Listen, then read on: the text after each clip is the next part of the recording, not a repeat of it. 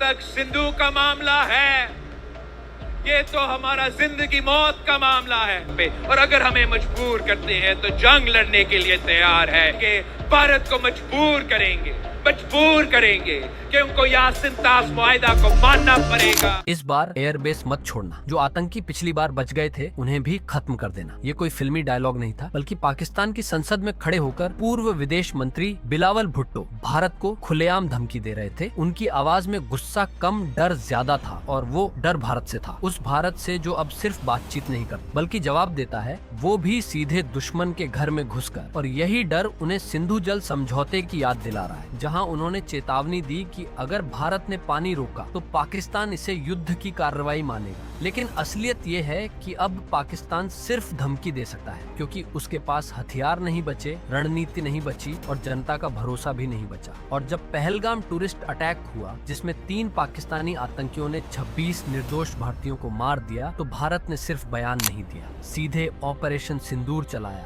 और पाकिस्तान अधिकृत कश्मीर के अंदर जाकर टनलों को तबाह कर दिया। और यहीं से बिलावल की बौखलाहट शुरू हो गई। वो अब कह रहे हैं कि भारत ने हमारी 3 नदियां छीन ली। अब जरा सिंधु जल संधि की बात करते हैं, जो 1960 में भारत के प्रधानमंत्री नेहरू और पाकिस्तान के जनरल अयूब खान के बीच साइन हुई थी। इस संधि में 6 नदियां थी, 3 भारत को दी गई और 3 पाकिस्तान को। लेकिन भारत को ऊपरी जल ग्रहण क्षेत्र माना गया, यानी भारत को सीमित इस्तेमाल की इजाजत थी, लेकिन पानी रोकने की नहीं। भारत ने इस संधि का इतने सालों तक पालन किया, यहाँ तक कि 3 युद्धों में भी पानी को हथियार नहीं बनाया। लेकिन अब पाकिस्तान जब रोज आतंक भेजता है, जब जवानों पर हमले होते हैं, तो सवाल उठता है कि क्या भारत को अब भी पाकिस्तान को पानी देना चाहिए? अब भारत की नीति बदल चुकी है। अब प्रधानमंत्री मोदी कहते हैं खून और पानी एक साथ नहीं बह सकते, और इस बात को अमल में लाया जा रहा है। शाहपुर कंडी, किशन गंगा, रटले ऊंच जैसे डैम बनाए जा रहे हैं, ताकि एक एक बूंद पानी अपने किसानों को मिले, पाकिस्तान को नहीं। और यहीं पर गृह मंत्री अमित शाह ने संसद में खड़े होकर एक और बयान दिया। उन्होंने कहा, अब भारत अपने हिस्से का पानी पाकिस्तान को बहाकर नहीं देगा।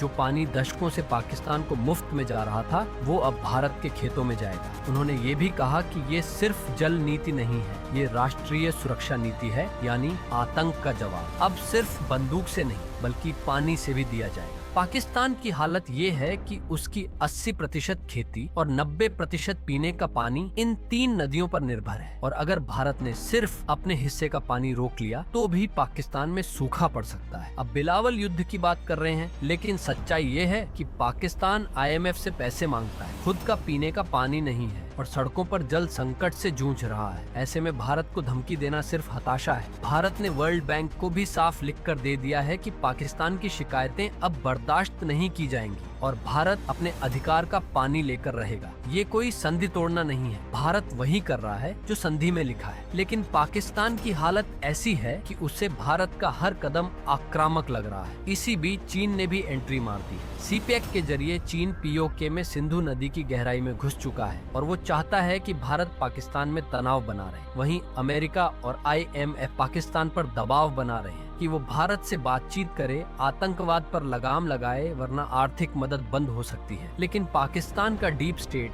यानी ISI और सेना अभी भी टकराव में ही अपनी जीत मानते हैं। अब भारत सिर्फ बयान नहीं देता, वो एक्शन करता है। अब भारत संयुक्त राष्ट्र में अपील नहीं करता, वो अपने अधिकार के लिए डैम बनाता है, टनल बनाता है और पानी को हथियार की तरह इस्तेमाल करता है। इसलिए जब अगली बार बिलावल चिल्लाए कि एयरबेस मत छोड़ना, तो भारत सिर्फ एक बात कहेगा, अब पानी भी नहीं छोड़ेंगे।